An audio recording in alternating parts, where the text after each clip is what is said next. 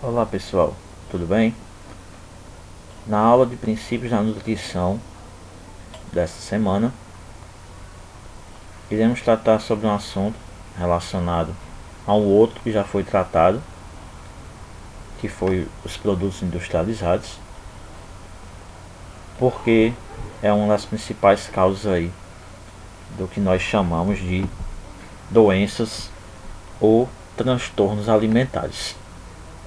Então vamos ver aí algumas características dessas doenças, desses transtornos alimentares, como preveni-las, quais são as suas principais características e as suas principais causas, ok?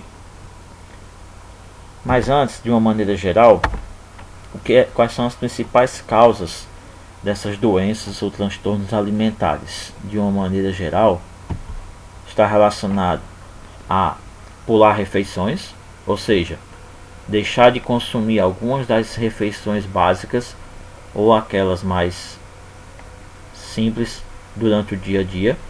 Então, o hábito que algumas pessoas têm de não tomar café da manhã, não fazer os lanches entre as principais refeições, ou não almoçar ou não jantar, pode levar pode levar ao surgimento aí das doenças alimentares. Uma outra causa, comer alimentos ricos em gorduras. Por que especificamente ricos em gorduras? Porque vocês vão ver daqui a pouco que uma das principais doenças alimentares é a obesidade. E aí essa obesidade pode acarretar aí no surgimento de outros tipos de doenças, ok?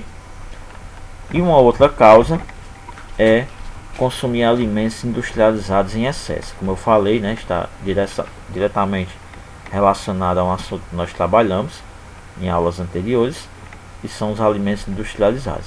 E aí, quando esses produtos são consumidos em excesso, podem provocar as doenças alimentares. E quais são essas doenças, provocadas aí, principalmente por essas três causas? A primeira delas, e uma das principais, uma das doenças aí que atinge todo mundo, que é a obesidade, e pode levar até a morte do indivíduo.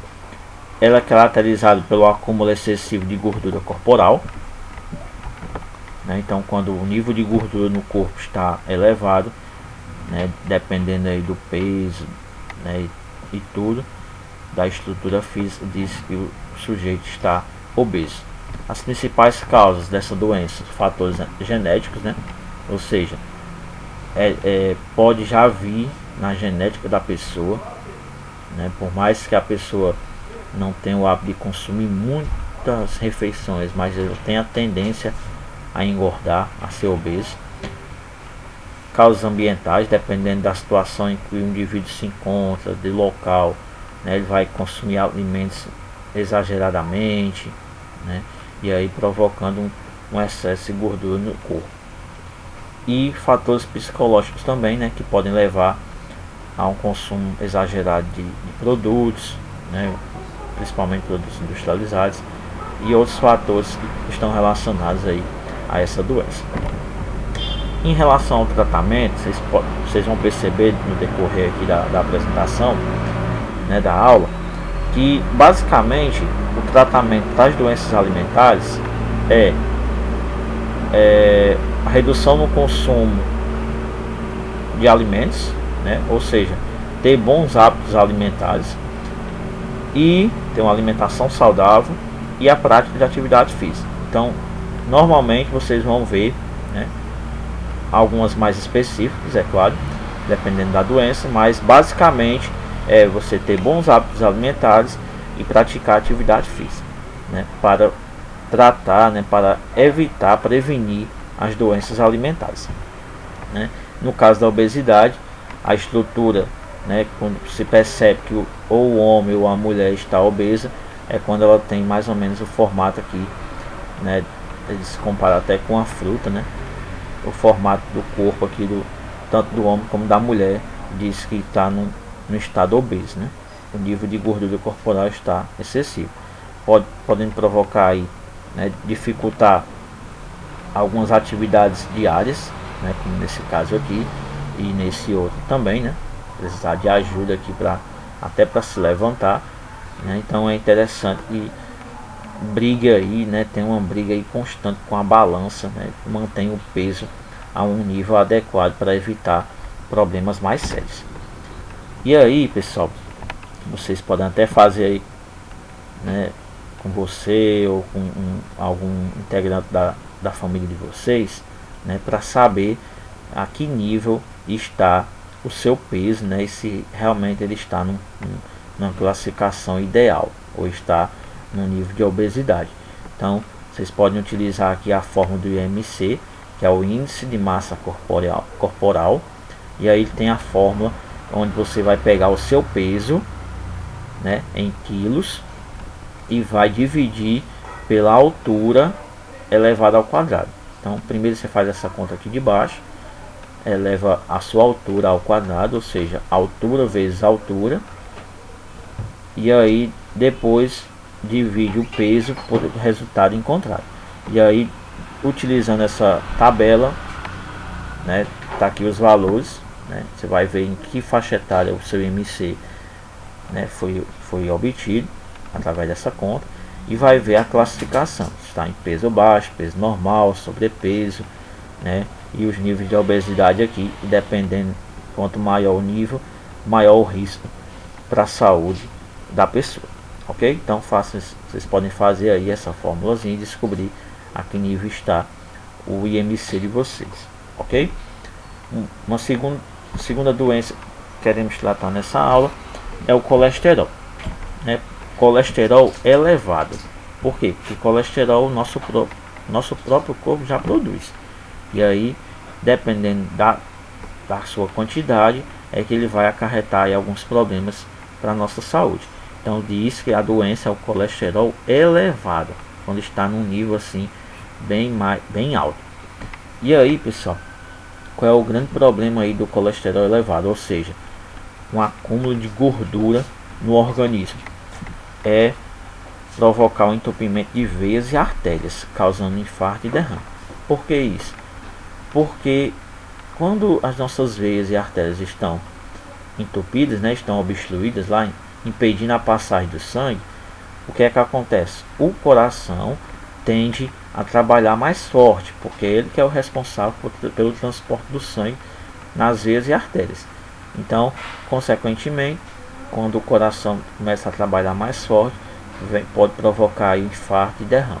Então, evitar aí o acúmulo aí de gorduras, né, no nosso organismo, né, evitando os alimentos ricos nesse nutriente. As fontes principais de colesterol, o próprio organismo, como eu falei para vocês, né, já produz essa substância, né, o colesterol, naturalmente. E aí, quando nós juntamos a isso o consumo de alimentos ricos em gorduras, então o risco torna-se maior ainda de contrair essa doença. E a prevenção, né, evitar o consumo de alimentos ricos em gorduras, alimentos industrializados e a prática de atividade física.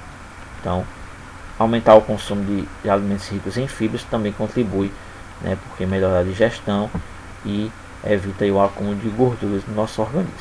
Ok? O colesterol, aqui é só a ilustração, né, da questão lá do entupimento das veias, né, das artérias. E aí também pode provocar problemas sérios para o nosso fígado, devido ao acúmulo de colesterol dentro da corrente sanguínea, né? E aí tendo como fonte principal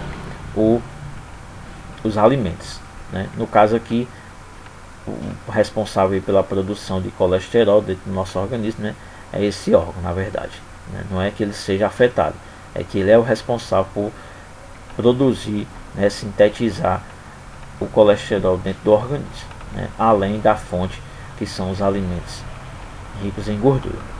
Em se tratando de colesterol, né, existe dois tipos: o HDL, que é o colesterol bom, é aquele que nós encontramos basicamente nos alimentos de origem vegetal.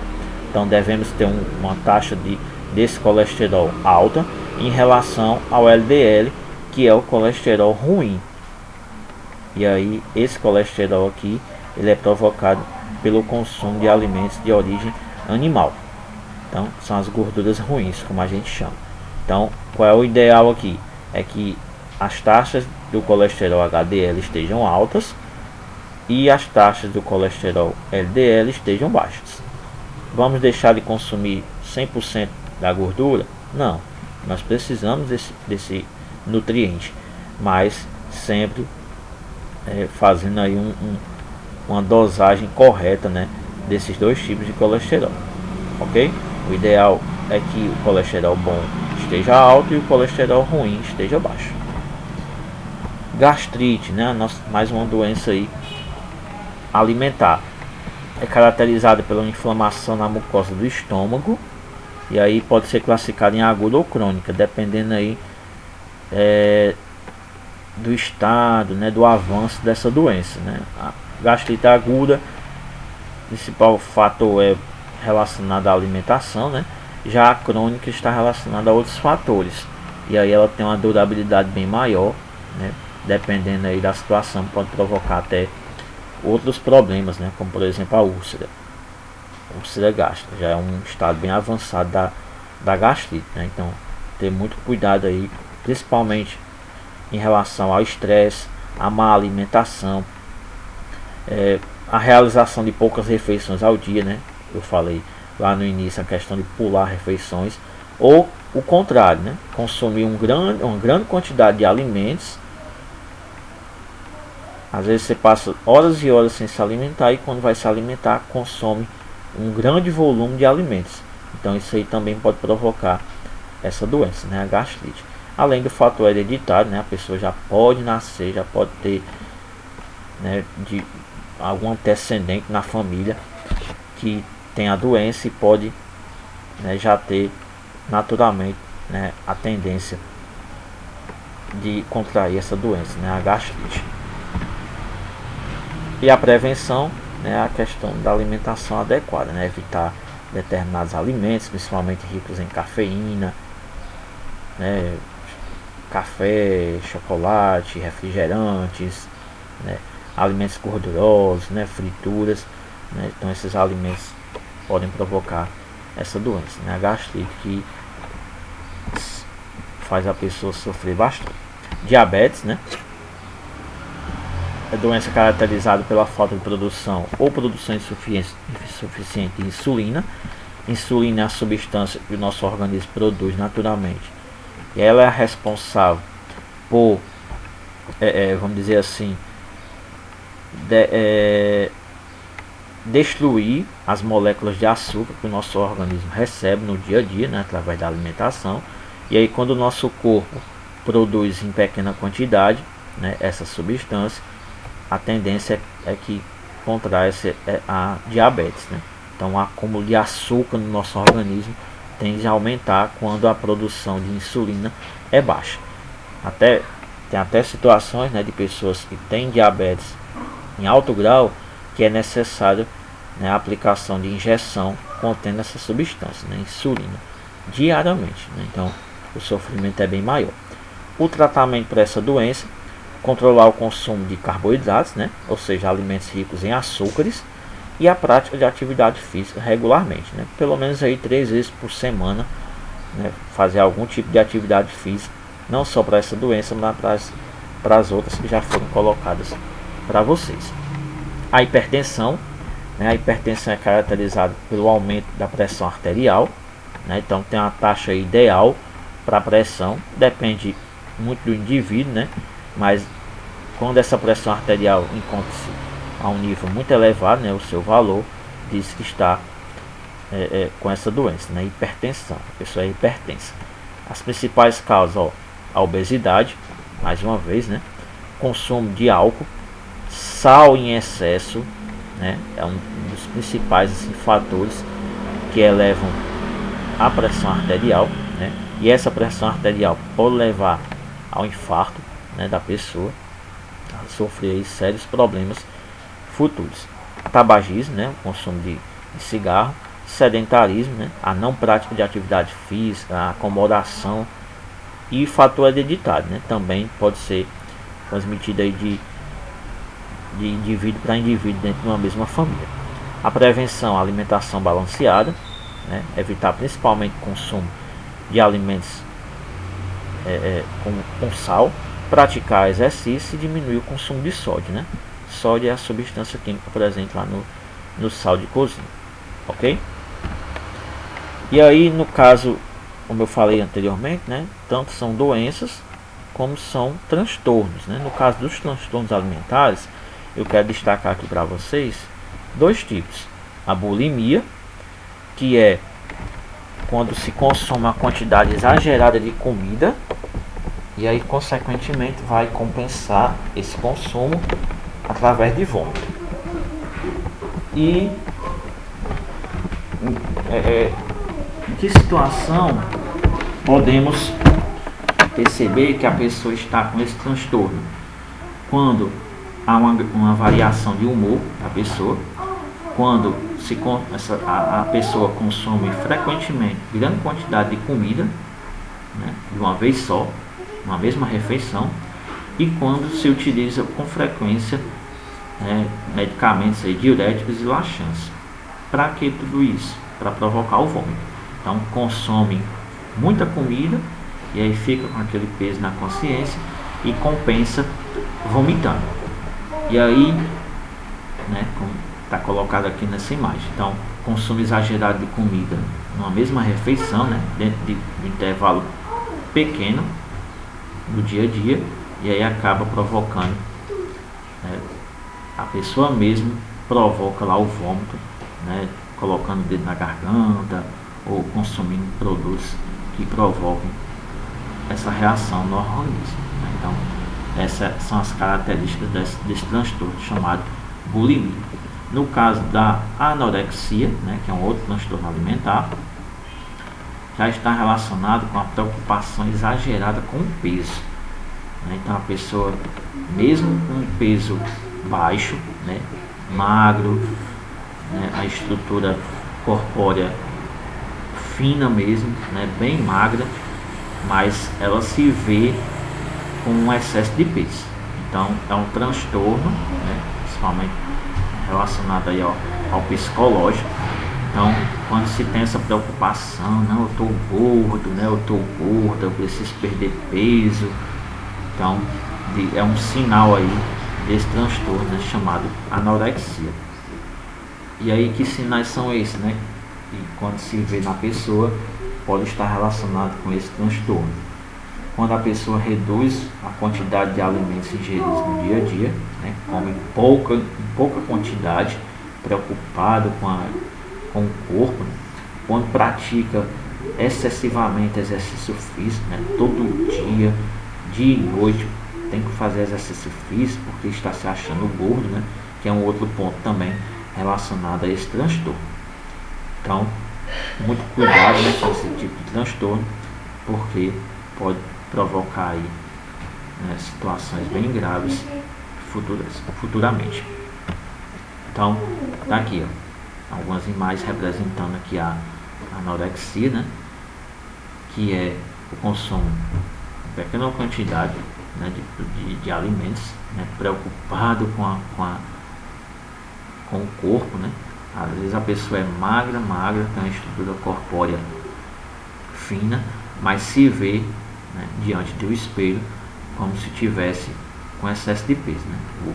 Então é um problema assim muito sério, né? Por isso que é considerado um transtorno relacionado, tanto a anorexia como a bulimia está relacionado a fatores psicológicos principalmente, ok? Então está aí apresentado para vocês, né, as principais doenças e transtornos alimentares. Espero que vocês tenham compreendido e até a próxima aula, se Deus quiser. Um forte abraço a todos.